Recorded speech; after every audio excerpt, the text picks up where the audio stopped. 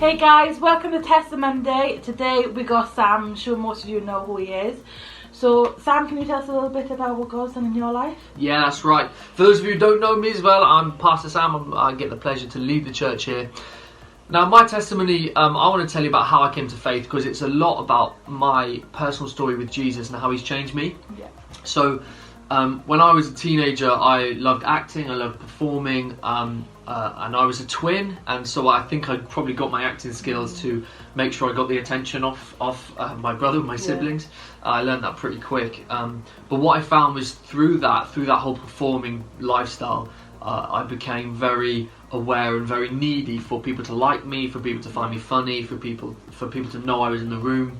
And my identity was really on whether people liked me, whether people found me funny, all that sort of stuff. And so my journey with Jesus has been one of that where he's been putting that right, really. And in my teen years, I really struggled with effectively a sense of rejection.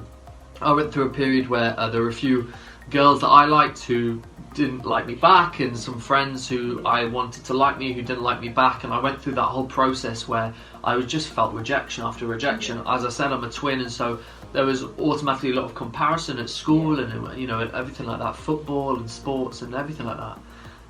And it became a thing on my head, really, that I wasn't good enough. I had to prove myself. I had to make it people worth their while to know me. Yeah. And then when I got to know God, he started just to reveal in me the reality that it's not about any of that, that he loves me for who I am. And so actually my journey with Jesus has been about growing in knowing my identity, that he says that, do you know what, I'm not just nobody, I'm a son. I'm a son of God and you're a daughter of God, and he says that he loves me, and not only that, but those things he's put in me, he put in there for a purpose. So the humour, the joking, that, you know, bringing joy to people, that's my purpose in life. And actually that's not a mistake.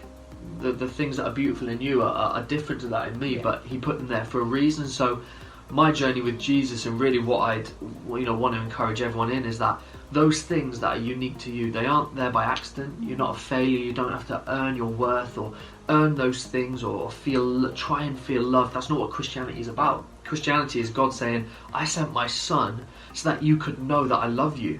No strings attached, nothing, you know. And for me, that was just absolute eye-opening thing. I remember God showing me an image of him like my father, as my dad used to do when I had nightmares. He'd sit on my bed and he'd stroke my hair and he'd pray.